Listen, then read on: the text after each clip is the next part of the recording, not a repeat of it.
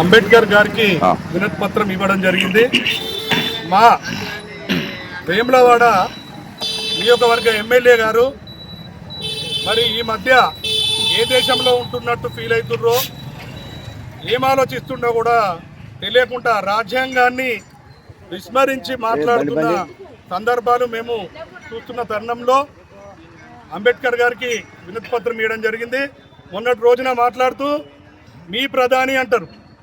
మీ ప్రధాని అంటే మీరు ఏ దేశంలో ఉంటుర్రో ఒకసారి సోయికి రావాలని మేము అంటున్నాము. అలాగే ఇప్పుడు అసెంబ్లీ ప్రారంభం అవుతోటే మా 8 మంది ఎమ్మెల్యేలు కూడా అసెంబ్లీ స్పీకర్కు మీపై ఫిర్యాదు చేయడానికి సిద్ధంగా ఉన్నారు, మీ పదవిని తొలగించాలని చెప్పి. మేము కూడా ఈరోజు అదేవిధంగా రాజ్యాంగ స్ఫూర్తిదాత అయిన అంబేద్కర్ గారికి వినతి పత్రం ఇవ్వడం జరిగింది. మేము ఒకటే చెప్తున్నాం, నిన్నటి రోజున మీరు మాట్లాడుతున్నారు మా కేంద్ర మంత్రి మతాన్ని అడ్డుపెట్టుకొని రాజకీయం చేస్తున్నాడు. ఎన్ని రకాల పార్టీలు ఎన్ని రకాల వ్యవస్థలలో తిరిగినాక గెలిచిన మీరు బీజేపీలో ఉన్నప్పుడు మాట్లాడింది మర్చిపోయినట్టున్నారు. దయచేసి అప్పుడు కూడా మీ పక్కపొంటి మేము ఉన్న సందర్భాలు మీతో కూడా తిరిగినాము.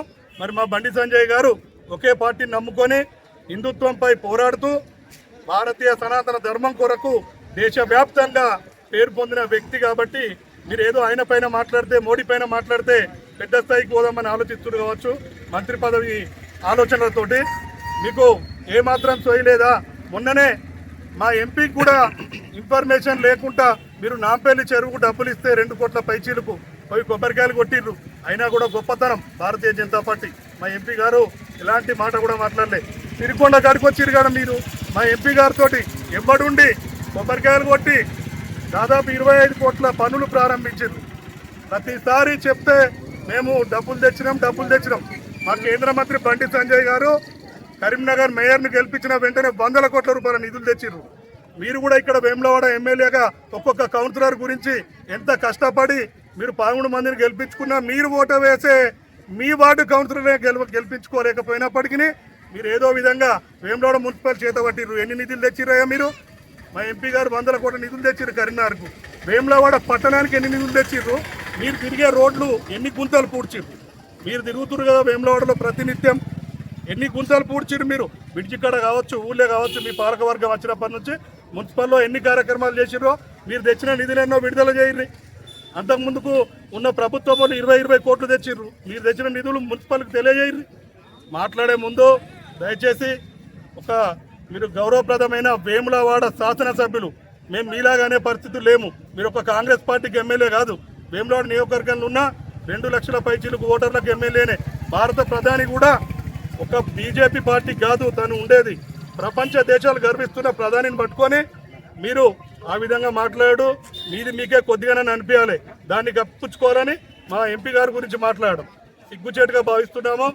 మరి ఈ చర్యలు మీరు వెంటనే ఈ మాటల్ని వెనక్కు తీసుకొని మీరు క్షమాపణ చెప్పని ఎడల మేము పెద్ద ఎత్తున మీ రాజీనామా గురించి మీరు పోలీస్ యాక్ట్ పెట్టిర్రు ముందస్తు కొద్ది ఈ 1వ తారీఖు నుంచి 30వ తారీఖు అనుమతులు తీసుకొని అయినా మా కేంద్ర మంత్రి బండి సంజయ్ గారితో నిన్ననే మాట్లాడడం జరిగింది. ఇకపై దేనికి సహించేది లేదు. అనుమతులు తీసుకొని అయినా కూడా పెద్ద ఎత్తున మీ రాజీనామా జరిగేదాకా మేము ఉధృతంగా యువకులందరినీ మమేకం చేస్తూ పెద్ద ఎత్తున మీ పార్టీ వాళ్ళు కూడా కొంతమంది మాతో కలిసి వస్తాం సిద్ధం ఉన్నారు. మీకు అవన్నీ తెలుసు, అవి మర్చిపోయి మాట్లాడుతున్నారు మీరు. దయచేసి ఎమ్మెల్యే గారు మీరు సరైన ఆలోచనలతోటి నిన్న కేంద్ర మంత్రిపై కావచ్చు, మొన్న మోడీ గారిపై మాట్లాడిన మాటల్ని వెనక్కి తీసుకోవాలని మీకు వినవించుకుంటున్నాం. భారత్ మాతాకి జై. మేము ఎమ్మెల్యే గారు ఏదైతే ఉన్నాయో మీ దేశ ప్రధాని అని చెప్పేసి మాట్లాడడం అది వారి విజేతత్వ ఏమీ కాదు. కాకపోతే ఏంటంటే భారతదేశ ప్రధాని అంటే మీ ప్రధాని అంటే మీరు ఏ దేశంలో ఉన్నారు? భారతదేశంలో లేరా? ఏదంటే అంటే మాట్లాడండి, పద్ధతి కాదు. సరే, వేములవాడకు నిధులు తీసుకొచ్చినట్టు మాట్లాడుతున్నారు కదా. వేములవాడ పట్టణ అభివృద్ధి కోసం తీసుకొచ్చిన నిధులు ఏంటి ఒక్కటి చెప్పండి. దేవాదాయ శాఖ ద్వారా జరుగుతున్న డెవలప్మెంట్ తప్పితే వేములవాడ పట్టణ అభివృద్ధి కోసం ఎలాంటి నిధులు తీసుకోలేదు. మీరు గుర్తుపెట్టుకోండి. ఒక్క రూపాయి బిల్లు ఆ పట్టణ అభివృద్ధి కోసం అయితే తీసుకొని రాలేదు. తీసుకొని చెప్తూ మాట్లాడండి. మాతాకి జై. అయ్యా గౌరవ ఎమ్మెల్యే ఆది శ్రీనివాస్ గారు రాజ్యాంగబద్ధంగా ఎన్నికైన మీరు రాజ్యాంగాన్ని ఉల్లంఘించి కేంద్ర మంత్రి బండి సంజయ్ అన్న గారి గురించి కానీ ప్రధాని మోడీ మీ ప్రధానమంత్రి అని చెప్పి మాట్లాడడం కానీ ఇది రాజ్యాంగాన్ని ఉల్లంఘించినట్టు కాదా? మతాన్ని అడ్డు పెట్టుకొని సంజయ్ అన్న గారిని మాట్లాడడం కాదు. ఎన్ని కోట్ల నిధులు తెచ్చాడో మీరు ఒక నియోజకవర్గానికి తెచ్చిన నిధులు ఎన్నైతే ఉన్నాయో వాళ్ళు 7 నియోజకవర్గాలకు ఎంపిక వ్యవహరిస్తున్నారు.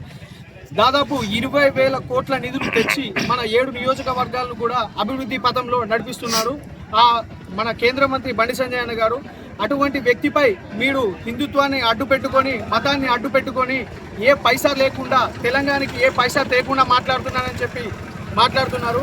దయచేసి మీరు గూగుల్ ఓపెన్ చేసి చూడండి. మేము మీకు చెప్పేటోళ్ళం కాదు, కానీ మీరు గూగుల్ ఓపెన్ చేసినా కూడా బండి సంజయ్ అన్న గారు కేంద్రం నుంచి తెలంగాణకు ఎన్ని వేల కోట్ల నిధులు తెచ్చి అభివృద్ధి చేస్తున్నాడో తెలుస్తుంది.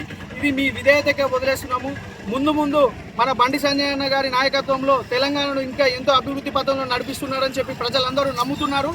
ఈ ఒక్క వేములవాడకు సంబంధించి ఆలయాన్ని అభివృద్ధి చేస్తేనే ఆలయ అభివృద్ధి అని మీరు చెప్పుకుంటున్నారు, కానీ ఆ ఆలయ అభివృద్ధి ఎట్టి పరిస్థితుల్లో కాదు. ఎందుకంటే పురాతన రాతి కట్టడాలను తొలగించి మీరు సిమెంట్ కట్టడాలతో కడుతున్నారు. రాతి కట్టడాలు దాదాపు 1000 సంవత్సరాల ఆయుష్ కలిగి ఉంటే మీరు కట్టే సిమెంట్ కట్టడం ఒక 50 సంవత్సరాల నుంచి 60 సంవత్సరాల వరకే ఉంటుంది. భక్తుల మనోభావాలు దెబ్బతీయకుండా ఆలయాన్ని అభివృద్ధి చేయాలని చెప్పి తొందరలో రాజరాజేశ్వర స్వామి వారిని దర్శనం చేసుకునేలా భక్తులకు కలిగించేలా చేయాలని చెప్పి మా బీజేపీ వేములవాడ పట్టణ భారతీయ జనతా పార్టీ తరఫున కోరుకుంటున్నాము. అంతేకాకుండా ఇవాళ ఈ రోజున మా భారతీయ జనతా పార్టీ శాఖ తరఫున వారు చేసిన వ్యాఖ్యలు వెనుకకి తీసుకోవాలని చెప్పి వారికి తెలియకుంటే తెలియజేసేలా మా భారతీయ జనతా పార్టీ పట్టణ శాఖ తరఫున అంబేద్కర్ గారికి వినతి పత్రం అందజేయడం జరిగింది.